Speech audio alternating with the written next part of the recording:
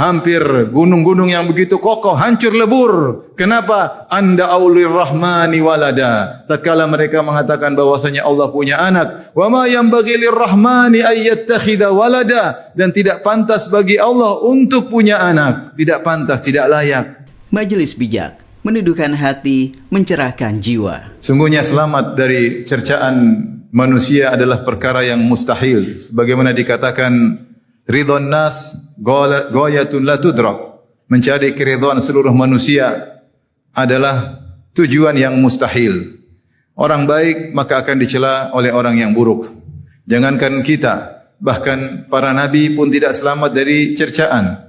Lihatlah Nabi Muhammad sallallahu alaihi wasallam, sosok yang sangat sempurna, yang dahulunya dijuluki dengan As-Sadiqul Amin, orang yang jujur dan terpercaya, kemudian akhirnya berubah menjadi celaan dengan berbagai macam gelaran. Dikatakan sebagai kadzab, sang pendusta, dikatakan sebagai kahin, dukun, dikatakan sebagai sahir, orang yang menyihir, dikatakan sebagai mashur, yang disihir, dikatakan sebagai majnun, orang gila, dikatakan sebagai syair, penyair, dan dikatakan sebagai sabi, yaitu orang yang keluar dari tradisi nenek moyangnya. Ternyata jangankan Nabi sallallahu alaihi wasallam, bahkan pencipta alam semesta Allah Subhanahu wa taala juga tidak selamat dari cercaan para makhluknya.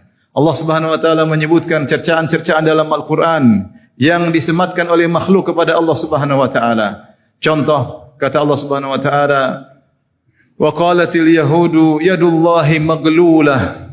Orang-orang Yahudi berkata, tangan Allah terbelenggu. Gullat aydihim balu'inu bima qalu bal yadahu mabsutatani yunfiqu kaifa yasha. Bal yadahu mabsutatani yunfiqu kaifa yasha. Orang Yahudi berkata tangan Allah terbelenggu.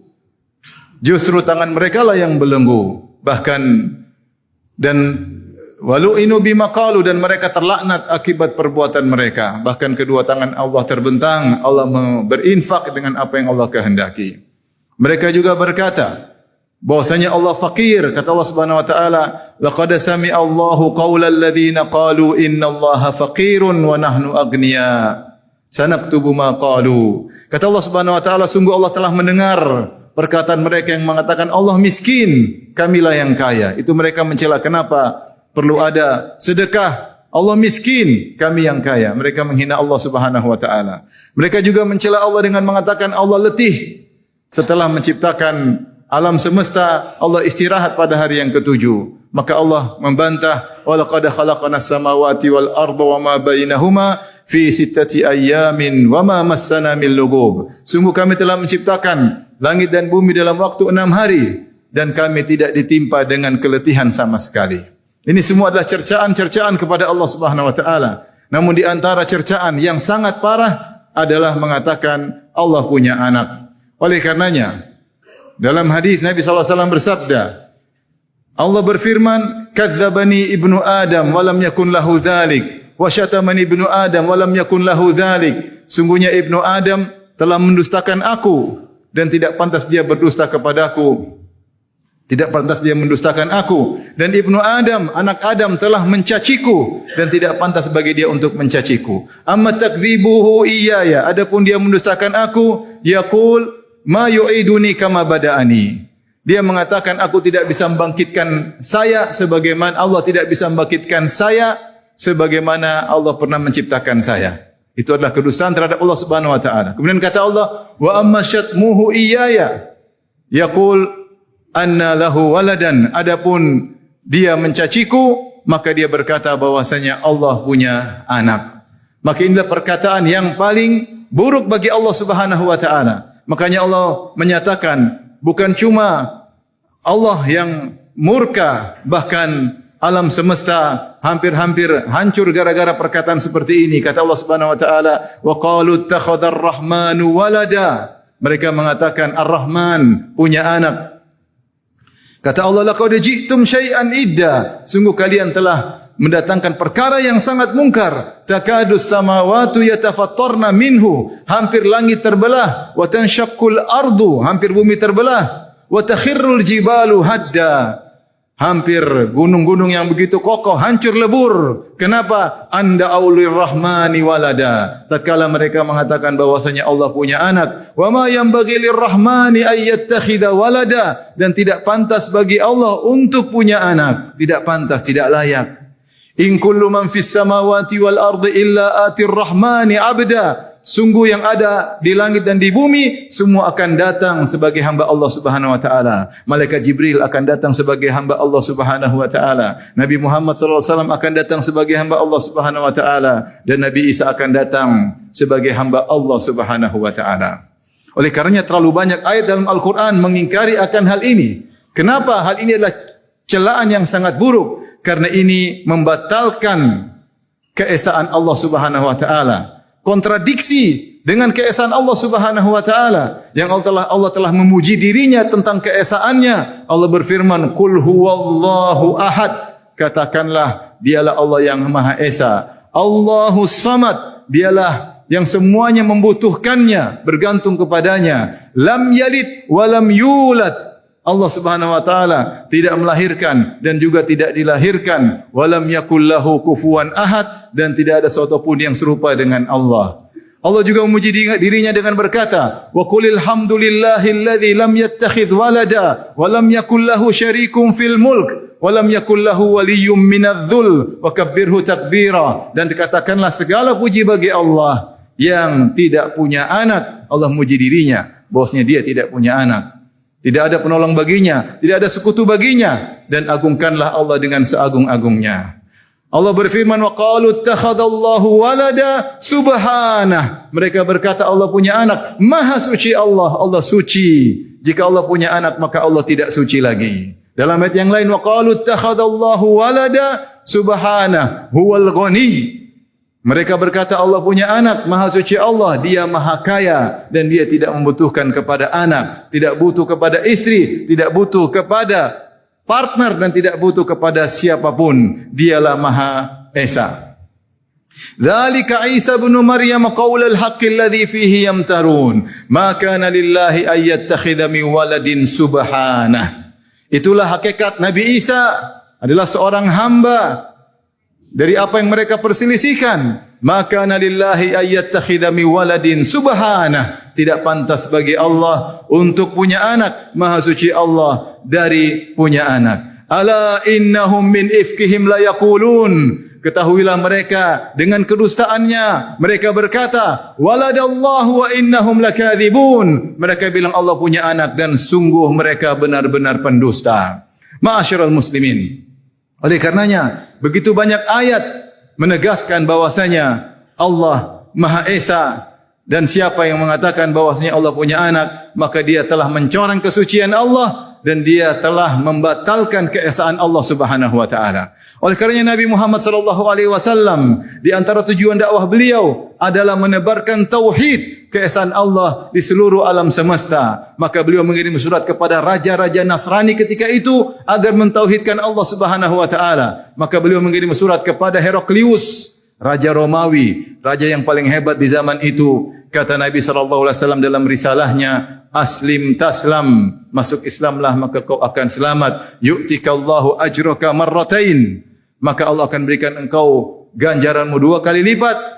Fa in tawallait, kalau kau berpaling tidak mau masuk Islam, fa innama alaika ithmul arisiyin, maka kau akan menanggung dosa rakyatmu. Bukan cuma dosamu saja, bahkan dosa rakyatmu akan kau tanggung. Kemudian Nabi menyebutkan firman Allah, ya ahlal kitabi ta'alau ila kalimatin sawa'in bainana wa bainakum alla na'budu illallah wa la nusyrika bihi syai'a wa la yattakhidha ba'duna ba'dan arbaban min dunillah. Fa in tawallaw faqulu ashhadu bi annana muslimun. Wahai ahlul kitab, kemarilah kita menuju kepada satu kesepakatan yang sama.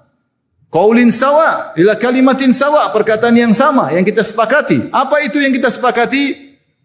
Allah na'budu illallah, kita tidak beribadah kecuali hanya kepada Allah. Wala nusyrika bihi syai'a, dan kita tidak berbuat syirik, mensekutukan Allah dengan siapapun. Jangan mensekutukan Allah dengan siapapun, tidak dengan malaikat, tidak dengan nabi, tidak dengan wali, tidak dengan siapapun. Yang disembah hanya Allah Subhanahu wa taala. Wala yattakhidh ba'duna ba'dhan arbaban min dunillah. Dan jangan sampai sebagian kita menjadikan sebagian lain sebagai tuhan-tuhan selain Allah. Inilah risalah yang Nabi kirimkan kepada Heraklius, mengajaknya untuk mentauhidkan Allah Subhanahu wa taala. Demikian juga Nabi kirim kepada Raja Najasyi, seorang raja Nasrani yang menguasai Habasyah, Ethiopia. Dengan surat yang sama, Nabi mengajaknya untuk bertauhid dan akhirnya beliau masuk Islam di kemudian hari.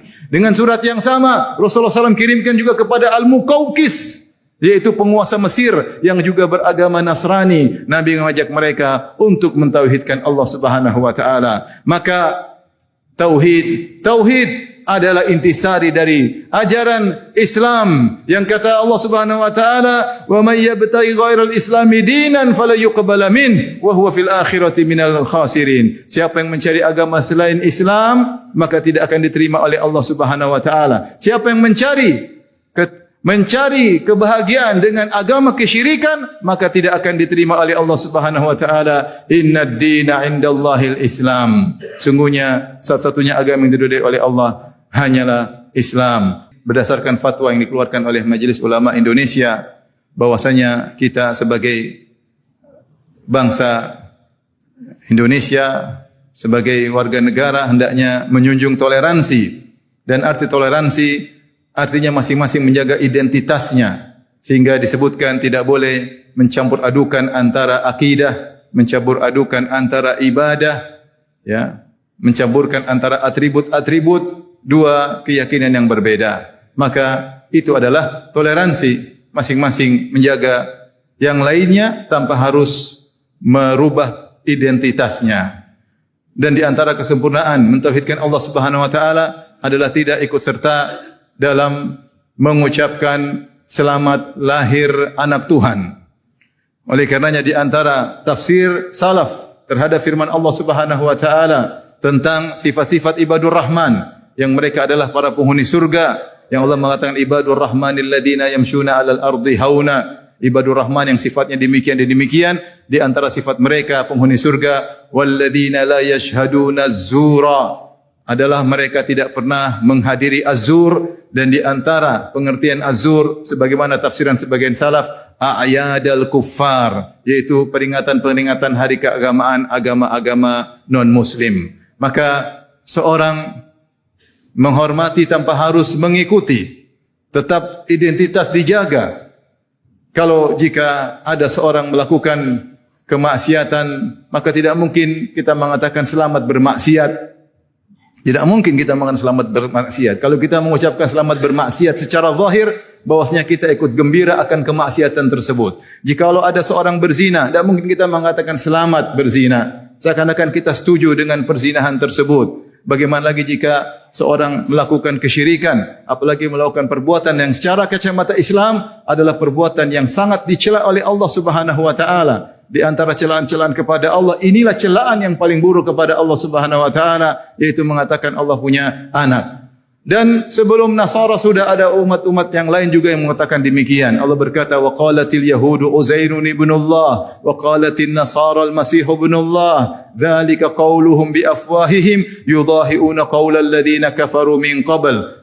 Kata Allah Subhanahu wa taala, orang Yahudi mengatakan Uzair adalah putra Allah, orang Nasara mengatakan Al-Masih adalah putra Allah. Itulah ucapan dari mulut mereka, menyerupai ucapan orang-orang terdahulu, yaitu banyak kaum musyrikin yang mengatakan al-malaikatu banatullah, bahwasanya malaikat adalah putri-putri Allah. Ini semua tidak disukai oleh Allah Subhanahu wa taala, ini semua mencoreng tauhid. Maka tidak perlu kita mengucapkan selamat atas lahirnya Nabi Isa sebagai anak Allah. Tentunya tidak sesuai dengan akidah umat Islam. Maka seorang berusaha menjaga akidahnya sehingga dia bertemu dengan Allah di atas tauhid dan dia tidak berbasa-basi dalam urusan tauhid. Toleransi dijaga, ya, kebersamaan dijaga, Bhinneka Tunggal Ika dijaga, tetap masing-masing menjaga identitasnya. Innallaha malaikatahu yusalluna 'alan nabi ya ayyuhalladzina amanu sallu 'alaihi wa sallimu taslima.